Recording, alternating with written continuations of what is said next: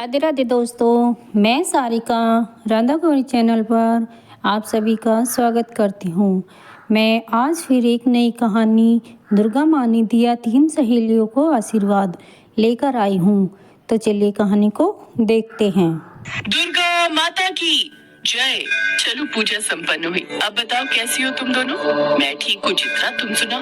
मैं भी ठीक हूँ बहन। अरे जया, क्या हुआ? किस सोच में डूबी हुई हो? कुछ नहीं, बस मन में प्रार्थना कर रही हूँ कि आज तो कोई क्लाइंट आ जाए। बिजली का बिल भरना है, माँ की दवाइयाँ लानी है।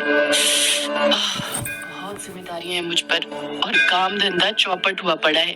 तुम फिक्र मत करो, दुर्गा माता सब ठीक करेंगी। जब मेरे पति की मौत हुई थी तब मुझे भी लगता था कि मैं कैसे सोनू और मोनू को अकेले पाल पाऊंगी, लेकिन मुझे माता रानी ने ही हिम्मत दी। और देखो, आज छोटा मोटा ढाबा चलाकर किसी तरह गुजारा हो ही जाता है। सही बात है, हम भी तो गरीबी की चक्की में पिस रहे थे। माँ की कृपा हुई और देखो, आज मेरे पास सरकारी नौकरी है। ये कहानी माँ दुर्गा की इन 3 भक्तों की है, चित्रा, सुधा और जया। तीनों माता की बहुत बड़ी भक्त थी। कुछ भी हो जाए लेकिन तीनों माँ के मंदिर आना नहीं भूलती थी। माता रानी के मंदिर में ही इन तीनों की मुलाकात हुई और फिर दोस्ती भी हो गई। चित्रा एक छोटा सा ढाबा चलाती थी। वो बहुत ही बढ़िया खाना बनाती थी और अपना ढाबा चलाकर अपने परिवार का पेट पालती थी। सुधा की नौकरी जेल में थी। वो वहां पर प्रहरी का काम करती थी, जबकि जया ने वकालत की पढ़ाई की हुई थी, मगर उसके पास केस ही नहीं आते थे। यही कारण था कि उसकी माली हालत अच्छी नहीं थी। ऐसे में चित्रा और सुधा हमेशा उसे हिम्मत बंधाती थी और कभी कभार उसकी मदद भी कर दिया करती थी। फिर एक दिन जब चित्रा अपने ढाबे पर माँ दुर्गा की पूजा कर रही थी, तभी उसके ढाबे पर काम करने वाला केशव भागा भागा उसके पास आया। दीदी सुनो ना। रुक, पहले ये प्रसाद को और अब बोल। दीदी, लगता है माता रानी ने आपकी सुन ली। मतलब? देखो दीदी, वो जो नदी के पास होटल है ना, बड़ा सा। कौन सा? वो रिवर व्यू होटल? हाँ दीदी, वही। उन्हें अपने होटल के लिए एक बढ़िया सा शेफ चाहिए और उसके लिए वो एक प्रतियोगिता करा रहे हैं, जिसे जीतने वाले को वो अपने होटल में शेफ का काम देंगे और अच्छी पगार भी। अरे वाह, केशव क्या खबर लाया रे। मैं दिन रात एक कर दूंगी, लेकिन वो प्रतियोगिता जीत कर दिखाऊंगी। बस माता रानी का आशीर्वाद बना रहे। चित्रा अपने स्वादिष्ट खाने के लिए पूरे मोहल्ले में मशहूर थी। सभी लोग उसके हाथ के स्वाद के कायल थे, सिवाय उसकी पड़ोसन दिव्या के। वो हमेशा ही उससे चिढ़ती थी।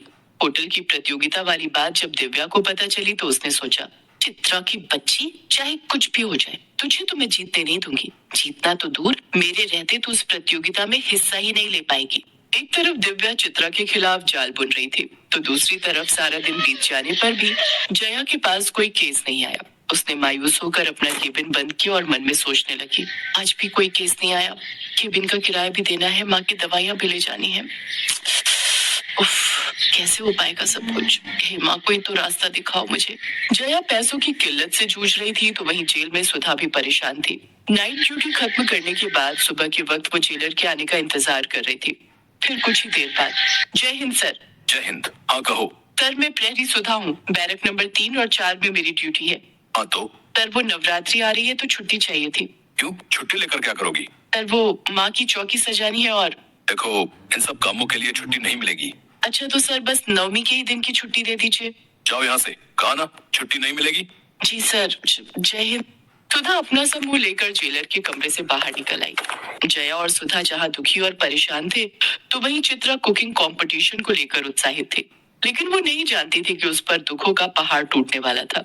नवरात्रि के ठीक एक दिन पहले जब चित्रा पूजा पाठ के लिए अपने घर की सफाई कर रही थी, तभी चित्रा के घर में रखे सामान को उलट पलट कर देखने लगी और फिर, ये नशीली दवाइयों की पेटी कहाँ से ली तुमने और कहाँ बेचती थी ये सब नशे का सामान? मैं इस बारे में कुछ नहीं जानती इंस्पेक्टर साहब। इस पेटी में क्या है और ये मेरे घर में कैसे आई, मुझे कुछ नहीं पता। मैं तो पूरी ईमानदारी से अपना छोटा सा ढाबा चलाती हूँ साहब। अच्छा तो ठीक है, फिर अब जेल में अपने जैसे कैदियों के लिए खाना बनाना। पुलिस चित्रा को पकड़ कर ले गई। उधर अपने घर के दरवाजे पर खड़ी चित्रा की पड़ोसन दिव्या मुस्कुराने लगी। असल में ये उसी की चाल थी।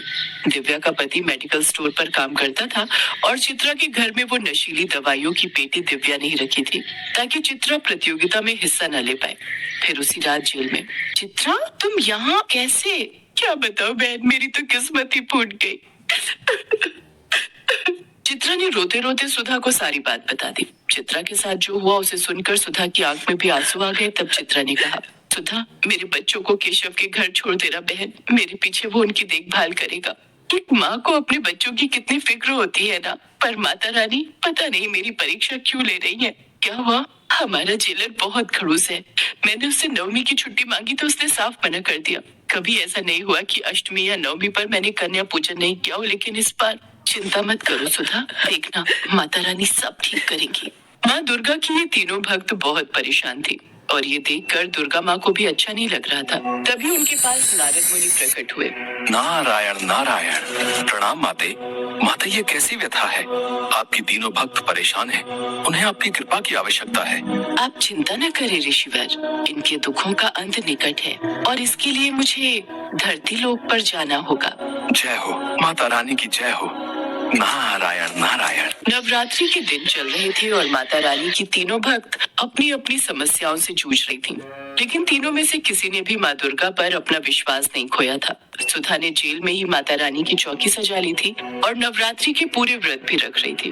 फिर अष्टमी के दिन जब सुधा माता रानी की पूजा कर रही थी, तब अचानक माँ दुर्गा की मूर्ति से तेज प्रकाश निकलने लगा, जिसे देखते ही सुधा की आंखें बंद हो गई और फिर आंखें खोलो पुत्री। माँ आप साक्षात माँ दुर्गा मेरे सामने। मैं तो धन्य हो गई माँ। तुम्हें तुम्हारे काम से अवकाश नहीं मिला तो क्या हुआ? देखो मैं स्वयं तुम्हारे पास आ गई। सुधा की आंखों में खुशी के आंसू थे। उसने माँ की आरती की और उनके चरण स्पर्श किए और फिर पुत्री, मुझे तुम्हारी सहायता की आवश्यकता है। मेरी सहायता की? मैं एक तुच्छ प्राणी क्या कर सकती हूँ आपके लिए? चित्रा को यहाँ से बाहर निकालना होगा। मैं उसका रूप लेकर यहाँ रहूंगी और तुम्हें उसे इस कारागार से बाहर निकालना होगा ताकि वो कल होने वाली प्रतियोगिता में हिस्सा ले सके और अपना स्वप्न पूर्ण कर सके। जो आज्ञा माँ।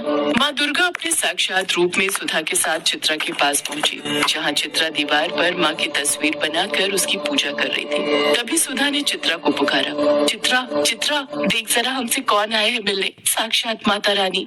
क्या ये सच है क्या? क्यों मैं कोई सपना देख रही हूँ? मैं तो धन्य हो गई माँ, आपके साक्षात दर्शन पाकर। अब मुझे जीवन में कुछ नहीं चाहिए, कुछ नहीं चाहिए। नहीं पुत्री, अभी तो तुम्हें बहुत कुछ करना है। अब मैं तुम्हारे लिए उस प्रतियोगिता में भोजन तो नहीं बना सकती, क्योंकि वो बाकी प्रतिभागियों के साथ सही नहीं होगा। भोजन तो तुम्हें स्वयं ही बनाना होगा, किंतु तुम्हारे स्थान पर यहाँ जरूर रह सकती हूँ, वो भी तुम्हारे ही रूप में। नहीं माँ, भाड़ में गई ऐसी प्रतियोगिता जिसके लिए आपको यहाँ जेल में रहना पड़े। तुम भी तो एक माँ हो ना, और अपने बच्चों के लिए कितने कष्ट सहती हो, तो मैं भी तुम्हारी माँ ही हूँ। चिंता मत करो, कल से ही जया कोर्ट में तुम्हारा केस लड़ेगी।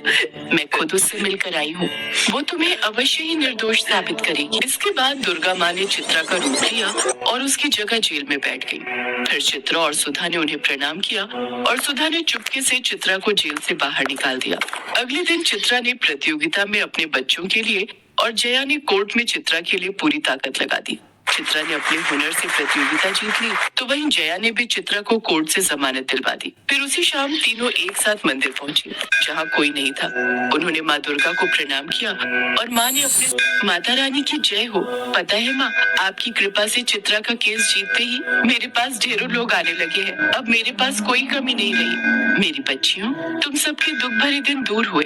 अब ऐसे ही हंसी खुशी से जीवन बिताओ और एक दूसरे की मदद करते रहो। दुर्गा मैया की जय, दुर्गा मैया की जय, दुर्गा मैया की जय। तो बताइए दोस्तों, आप सभी को ये कहानी कैसी लगी? मेरे चैनल को लाइक कीजिए, सब्सक्राइब कीजिए और कमेंट करके ज़रूर बताइएगा। नमस्ते।